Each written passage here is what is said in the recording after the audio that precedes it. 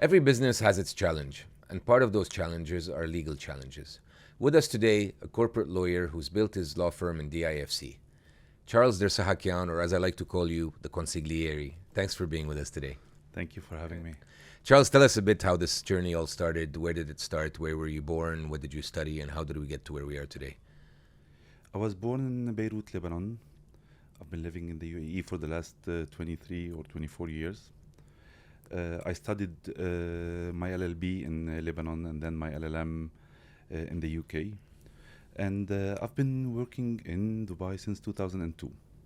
Where did you work? When you came here, did you work as an employee or obviously? I started working in a private practice in a local law firm in Dira back in the days. That was the hub of law firms, I remember. The city centers, yeah.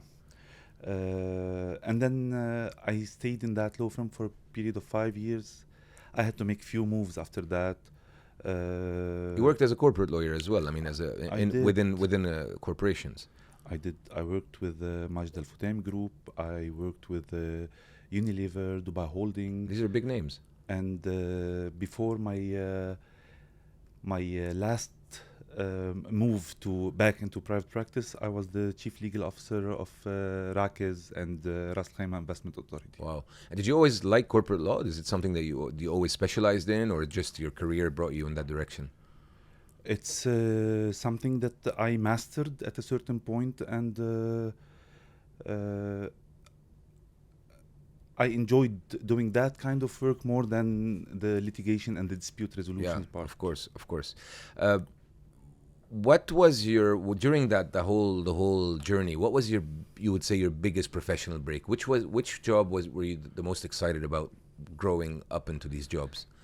You know, there was a time during my career where I had to choose between two paths: staying in a proper structured organizations, or venture out into private practice, believing that I can do a better, more fun, more enjoyable. What's the pros and cons of both?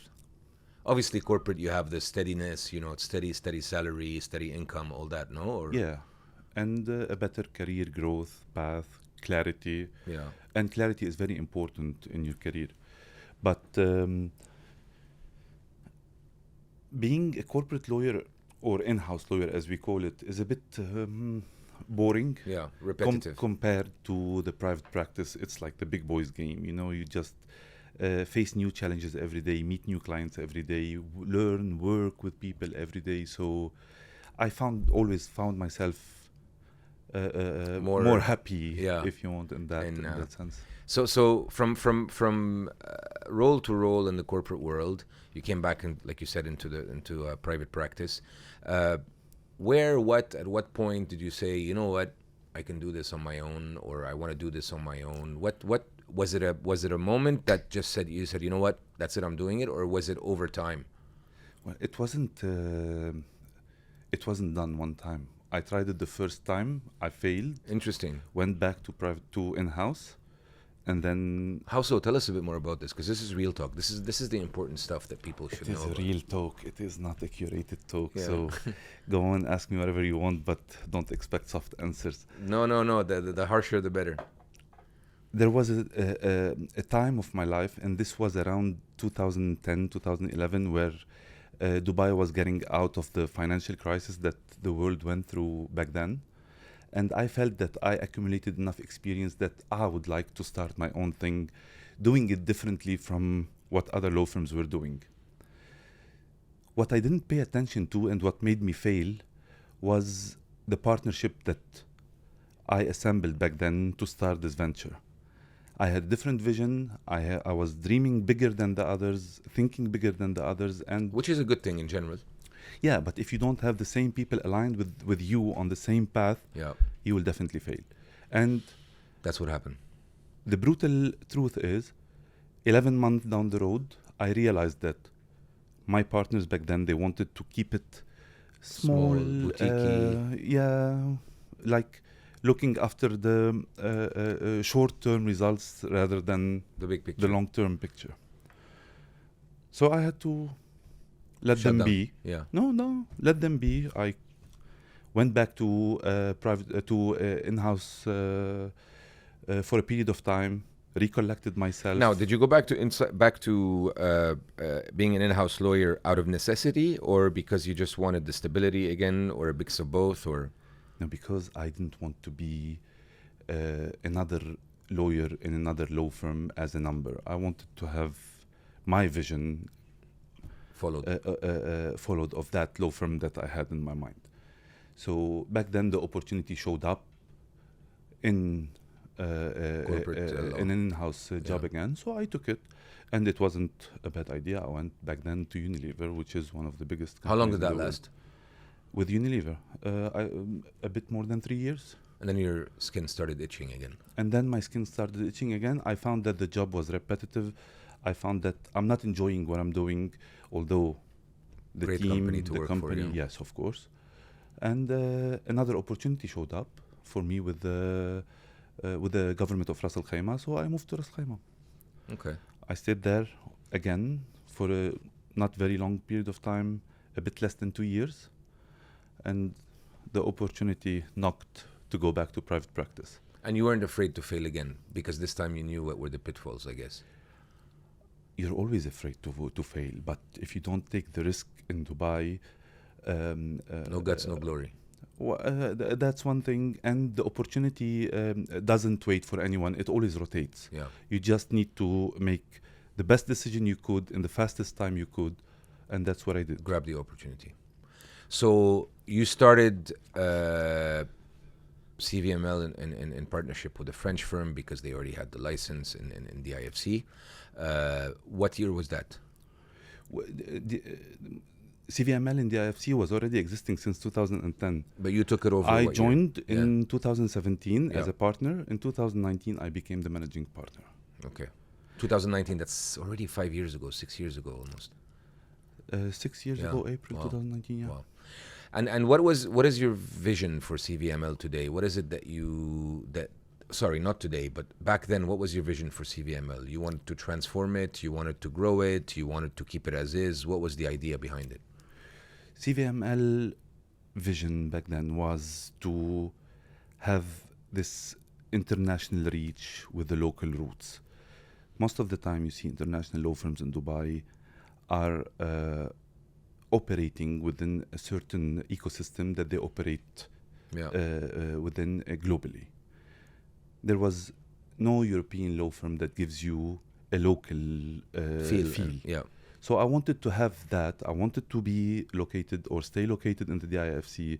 I wanted to have this European culture mixed with the local feel of Dubai. And you know, after living for 20 years in a country, you just learn a lot about this country, especially if you speak the language. It makes your life, let alone working with Dubai Holding, with the Ras Al Khaimah government. So you just have your culture blended with the local culture more and more. And that's what I wanted to happen. And then things started to move very quickly, faster than ever, in terms of evolution, AI, Corona, lots of challenges. Yeah. So you had to overcome every challenge in the best way you could. How did you handle these decision-making processes when the stakes were quite high, especially during Corona and all that? Because as a managing partner, you were financially responsible for the firm, I would imagine. Yeah. That's the definition of Dubai. You have to make the best decision you could in the fastest way possible to survive. Otherwise, Dubai will decide for you. Yeah, that's very true. That's very true. It's very high-paced here, and you have to be a very quick decision maker. And come to think about it, how many people did you meet in your life in Dubai? They came, they didn't have enough clarity to navigate through the Dubai lifestyle or the career style, and then Dubai ejected them or compensated them just by rewarded them handsomely. Yeah. What's the biggest risk that you had to take during that time? You would say, if you had to think back, what is one of the biggest risks you took, whether it failed or if it succeeded? But what do you remember any moment where you said, you know what, that's it, I'm all in, I got to go in on this, and hopefully it works out? The biggest risk is rejecting something that looked so shiny and nice and pretty, but it didn't sit well down. Yeah, You know? you didn't. The gut feeling said no. Yeah. The gut feeling said and no. then you regret seeing someone else made it, but you still convinced that it was not made for Yeah. you. So I faced few opportunities or events in that sense. Now, I don't regret it. It wasn't meant to be, but those are moments that Yeah, I'm sure. that you live with. Everything's meant to be, and like you say, there's opportunities. Opportunities come, you grab them, or they pass by, and others come by. So I'm sure there's going to be a lot of opportunities coming in the future. Okay, so that's Charlie. That's your path to where you got to CVML and where CVM the new CVML, let's call it, started. For those who are new to CVML, how do you describe what the company really does? It's a law firm. How do you differentiate yourself from anybody else? See, I try to make this company a bit like me. It's a culture that you relay from one generation to the other. You know, for everyone who's listening to us at the moment, you know, we didn't come to Dubai focused, cleared on one path. We want to make it. This is where we're going to achieve. Nobody did, yeah. We came here. We just learned about the city, learned about the culture. We didn't have to figure it all out. We just needed to figure out the next step. And that's what I try to keep it about. Because, come to think about it, we don't know where we're going to be in 2 years. Within the last 6 months, AI has emerged 6 times on itself, like overtook itself. No one is competing with AI at the moment. You just need to play along. Yeah. Come to think about it, in our 20s, we had to work, party, figure out our life, travel, discover lots of things about ourselves. If we hadn't had that back then, we wouldn't know what stability is in our 40s. It's the same thing in the career of the new lawyers now.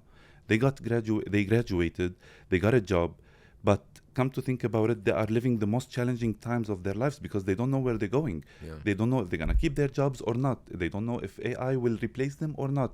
They don't know if they even like to work with AI. Those are 3 or 4 years ago, students were still in universities researching in libraries. Correct. Okay, fine. They had Google, online, yeah, but still libraries. Now they don't need to research anymore. Someone is doing their job for them. Funny that you brought up AI. I didn't even ask about it.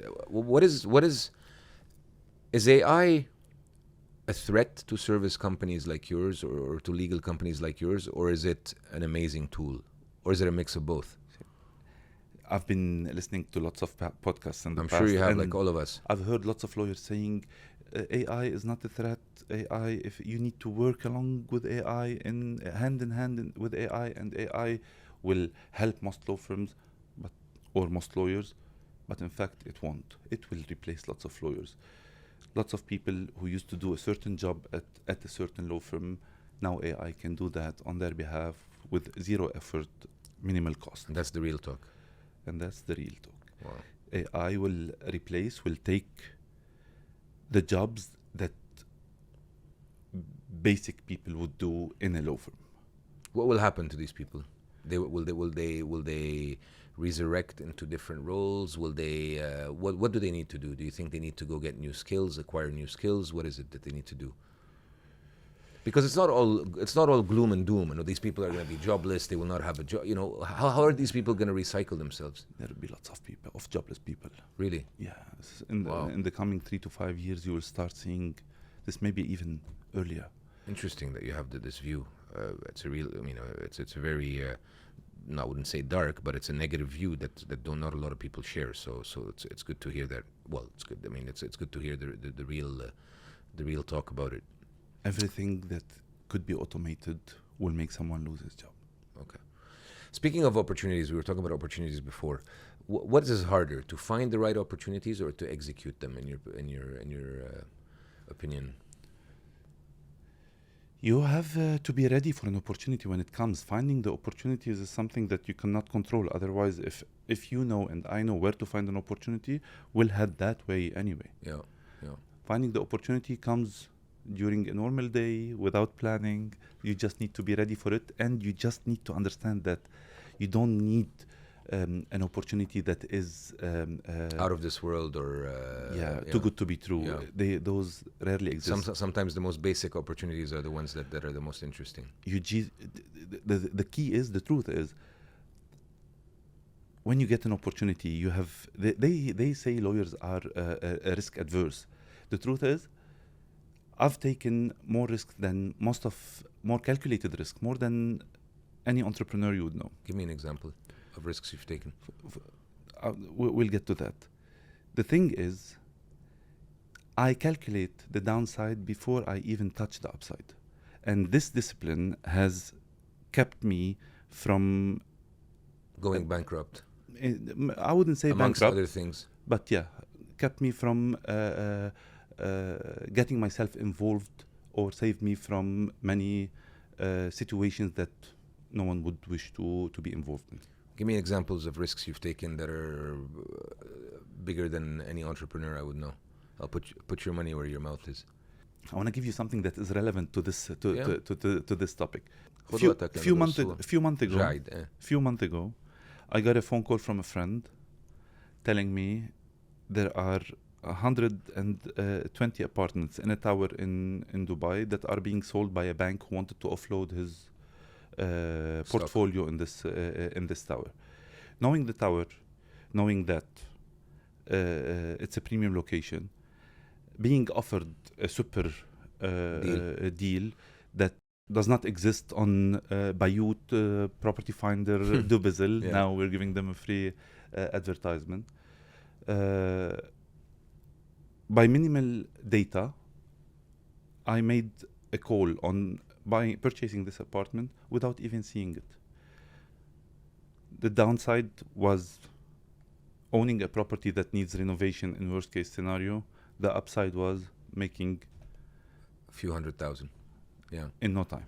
So this is the kind of, you just need to check the downside. So you're not a risk averse person as a person, like they say. No. What's one mistake in your career that ended up teaching you a crucial lesson, Charlie? And God knows there's been a few for all of us, but one that you can think of. My first partnership in my first law firm goes back to that. Yeah. Choosing your circle, choosing your the people that you want to work with, your partners. We get that a lot. We get that a lot. Having done a few of those podcasts with entrepreneurs from different industry, we get the partner, choosing the right partner is something very important. It is very important indeed, and it's not about knowing someone in normal life that will affect or that will mirror their behavior in a partnership or in business. Yeah. Some people are greedy in business, but they are very generous on themselves and their friends in a normal lifestyle. And others, they look more solid and structured in normal life, but they are a mess in business. Yeah. So having the combination of being aligned on the same target, the same mode of work is very important. How much of your management style you'd say is strategy, and how much is instinct? Oh, I think you need a mix of both to be a good entrepreneur. You particularly. For me, I like to plan, budget, target, and stick to what I budgeted, but at the same time being agile to changes that come from outside the ecosystem. Yeah. Give me one thing about the legal ecosystem here that people from outside don't understand well, or newcomers are surprised by, or that they don't know, that the insiders, the old schoolers like you in this town know about the legal industry here. Well, the biggest example in that sense would be people come to Dubai thinking that the courts are like watching a Suit episode. Well, in reality, there is nothing of that. Yeah. Most of it is drafted, submitted electronically, looked at electronically. No Denny Cranes here. No Denny Cranes at all. But we do have a very good legal system here, and I myself have gone through it from the corporate side, and yes, it could be faster, but at the end of the day, I think every case that I've had has ended up in what I think is a very fair judgment. So compared to outside, compared to other countries, other jurisdictions, all that, what do you think is the outcome of most business cases here? Because you're a business lawyer mostly.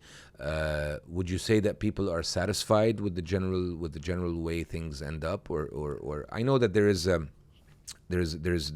lot of different cases and there's a lot of different situations, but would you say that in general the system is built? See, fairness is relative. Yeah. In a dispute of two people, the winner will think that the system is That's very fair. true. The loser will tell you, no, it's not. Yeah. You can never satisfy anyone, even the prophets during. I hope you win more cases than you lose. Well, I don't do disputes. Yeah, it's true. I don't do disputes. Yeah. But as I was telling you, the prophets couldn't convince everyone at the same time. So don't expect the court or the judge to do that. But compared to Europe, where we operate, because we operate in Different jurisdictions, including Paris, Geneva, those are. Dubai is too fast, too updated, too agile to be compared to those jurisdictions. Yeah, true. I agree. And it's hectic for lawyers, by the way, just to keep up with what's happening because the laws are getting reformed all the time. We're getting, the government's doing everything possible to make this as business friendly as possible, and we have a lot of pioneering, a lot of innovations that you need to be up to date with, and you need to adapt to. How many lawyers do you have in the firm today? We have 22. 22. Wow, mashallah. What is the toughest thing about managing 22 lawyers, Charlie? And I know some of them are more senior, they need less management. Some of them are more junior. For example, we all face the as much as we love them, the challenges with millennials and all these guys who are completely different from us, right? I see you closing your eyes. This is a big... Completely different from us, right? And they work in a completely different way.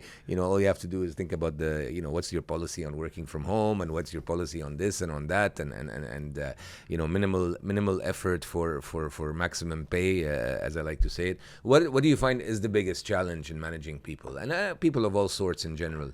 Managing lawyers is very difficult because every one of them thinks that he's the smartest person in the room. So you don't... Harvey Specter. You don't expect to deal with a normal person. Yeah. Everyone has an argument. Everyone wants... They're lawyers by nature. Of course they're going to argue. So imagine managing lawyers. It's even more tough. But dealing with lawyers is something that is fun at the same time. So do not expect that the title managing partner gives you lots of leverage. Yeah. It is just, it shows the type of experience that you have under your sleeves that probably most of the other lawyers difficult don't. To be a big boss with lawyers. And sometimes you manage lawyers who have more expertise than you. They just don't have the passion or the patience to lead or to manage or to look into numbers or to follow up on CRMs and court results. So the Gen Z, now going back to your question, the Gen Z lawyers, this is the completely complete different ball game. So you tell them that no working from home policy, you lost half of your talents already. So you have to deal with what you have left. But they have reasons to be absent from work. Absenteeism is the biggest challenge with them because they wake up, today I need a me time, and then you have to me time. Back in my day, we have 10, 12 files on your desk that you need to help with. And then the other day we had to terminate this employee on the spot because what she did was really in the middle of the day, you are expecting you have a deadline for them to deliver to you so you can just progress a certain file. And then in the middle of the day, we lost touch with this specific person. And we were calling, and we couldn't find an answer. HR couldn't find an answer. The line manager couldn't find an answer. Millennials. And then I called personally, and I couldn't find an answer. We just need the file back so we can continue the work. It's not like we're depending on this individual. Nevertheless, 2 hours later, we received a call back. I found I didn't feel well. I walked a little bit to get fresh air in the middle of August. In the middle of August? And I found myself at home. Okay. Okay, why you didn't answer for 2 hours? I don't know. I was not feeling well. You just lost, you know. Yeah, the absence of responsibility, the absence of owning.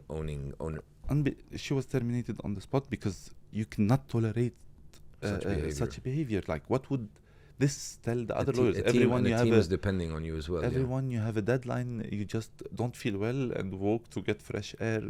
Are you like that, Charlie? Do you give second chances and third chances, or it depends on the? It depends. Yeah. It depends. Sometimes, see, the secret to success is when you stop caring if people likes you or not.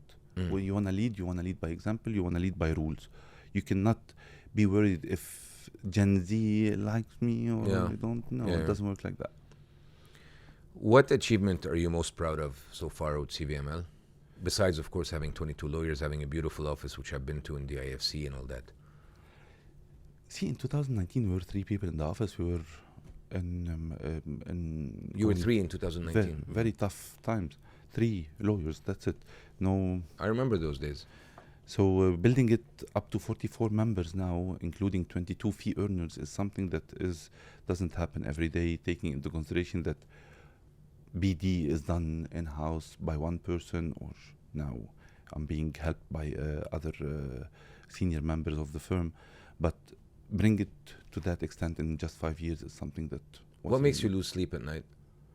Besides, obviously... Cash flow. Cash flow, yeah, I was going to say that, right? It's any business. And again, I've spoken to so many entrepreneurs, to so many leaders in all different industries. Cash flow is by far, and this is important to say, and we never say it enough, is by far the hardest thing to manage in a business. Definitely. And having cash flow during expansion is something more challenging. Yeah, because you have to reinvest some of that money into the expansion. And taking into account that the paying cycle in Dubai is affected by one after the other. So you just do your service, expect a payment, the payment is delayed, and then when you check why the payment was delayed, it's because one of their clients didn't pay them, and so on and so forth.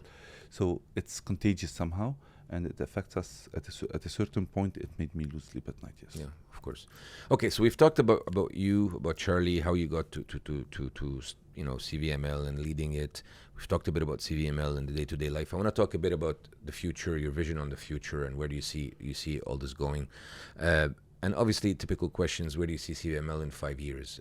Your expansion, will it come through diversification? Will it come through geographical expansion? Will it come through something new? What's on your mind?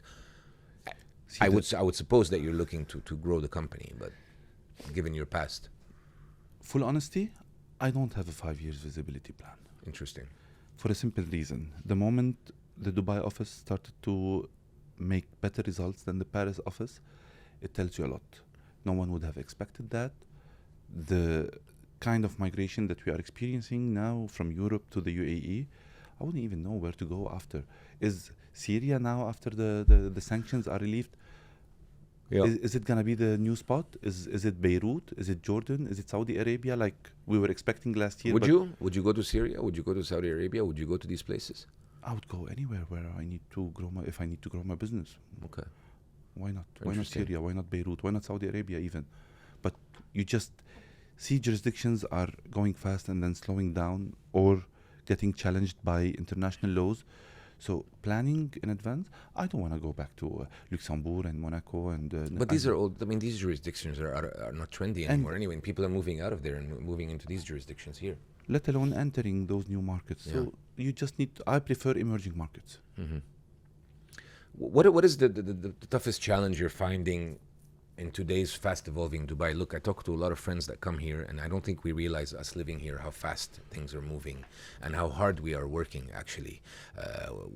Our lives are going at 100 miles an hour. We're non-stop working, whereas in, let's call it, in the West, things are slowing down. People are working less and less. Life balance, work-life balance, all these things. Here, I believe one of the major reasons for the success that Dubai is going through is the hard work that its people put in.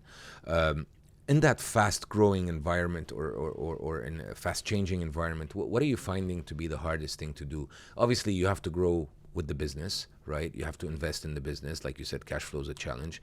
What are you finding today difficult in CVML growing so fast? And many times we have a conversation. You're my personal lawyer as well as Virtuzone's corporate lawyer, and many times, and we're friends. And many times we have discussions, and you tell me, "Man, I'm just overwhelmed. I'm overwhelmed."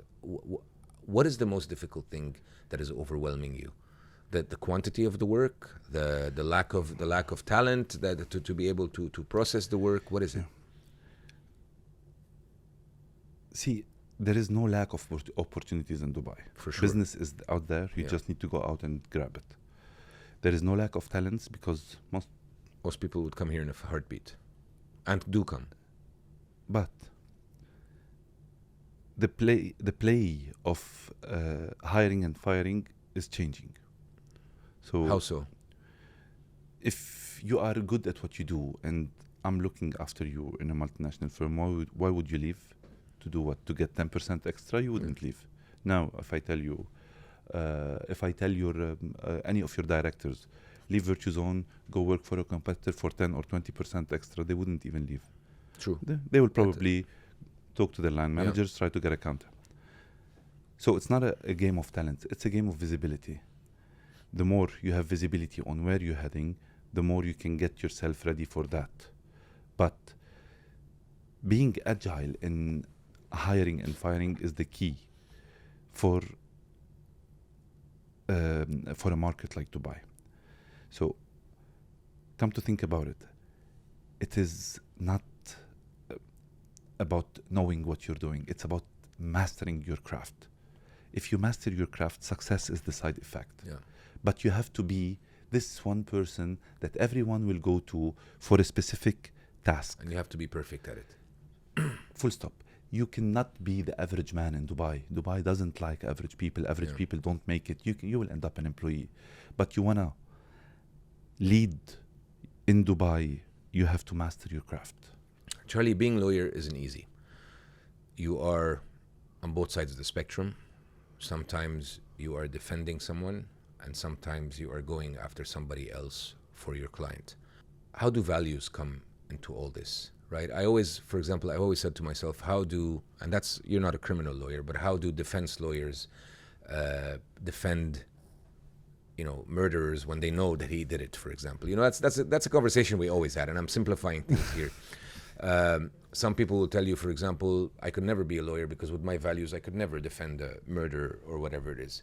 How do you separate your values, your beliefs from your actual profession of being a lawyer, where you have to be professional, represent that person, and defend their interests, when sometimes you know that these people are wrong, or that these people are not not honest, or whatsoever? How does that work? This is a question in general about law. See, when you study law, you just get used to the idea that winning a case that is unfair is an achievement for the lawyer, because you're just doing something that is unexpected. Every lawyer builds his own boundaries a few years after he finishes law school. There was a study that I wouldn't say 90, but a high percentage of lawyers after law school wanted to become criminal lawyers. A high percentage. And then you realize with time, everyone chooses his niche. For me, I never wanted to reject any case. I was always open to take any task if I can be good at it. There was only one corner that I wouldn't even touch, and that was divorce. Divorce cases is a red line for me, because I discovered early in my career that this could harm kids. I couldn't sleep with that. I couldn't live with that. So I never touch a divorce case. Interesting. Other than that, I can take it no problem. Yeah. Have you ever rejected a case that's not divorce because you thought that? For what reasons do you reject cases? You think it's not a winning venture? You think there's no chance? First of all, I don't like to lose. Not in negotiations, not in court, not out of court. Not on a corporate level, not on a criminal level. So you sometimes advise a client, tell him, look, I can't win this case, so I'm not going to take it? I don't take it if I know that I'm... But you don't tell him that. You just say, I'm not going to take it. And sometimes I tell them. I don't mind telling them that I can't do anything with what you have. You just need to seek help from someone else. Yeah. Because again, it is against my principle to take money if I'm not gonna do anything. I would rather tell him at the beginning. Yeah. And this was part of what kept clients coming back to me, because part of it is honesty. And then there are certain cases where you just can't feel right doing it. So it annoys you, you know. If I don't like the client and I feel the client is a crook, as we call it in a normal language, I wouldn't take it. I wouldn't want this client to call me and ask for updates, because I already can't deal with it. Can't digest the client himself. That's what I was talking about. Yeah. So you do have these cases where Yeah. Okay. What advice would you give to a young lawyer today that was your age when you started, that's thinking of leaving the corporate world and starting his own cabinet or starting his own private practice? Don't do it. I will. No, do it. You don't need to have it all figured out. You just need to have figure out the next step. Don't think that this big plan of yours will happen overnight. It doesn't. It's just success, consistency, hard work, fear of going backward. That's what drives me. Fear of going backwards, yeah. Charlie, we're going to end up with this. I want you to finish this sentence for me. The real price of building your own law firm in Dubai is ... The real price of building your own law firm in Dubai is, I would say, relationship architecture.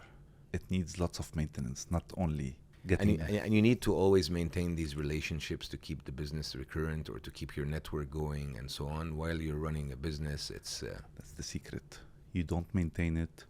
You're not on top of their mind when they need a lawyer. They will not call you. Wow, interesting. Yeah, top of mind. Very interesting in your industry. Definitely.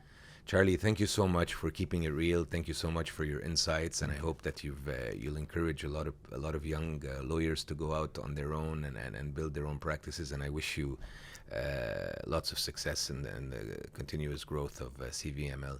We hope you enjoyed this episode and you enjoyed all the insights that we got from Charles. And we hope to see you on the next episode. Thank you.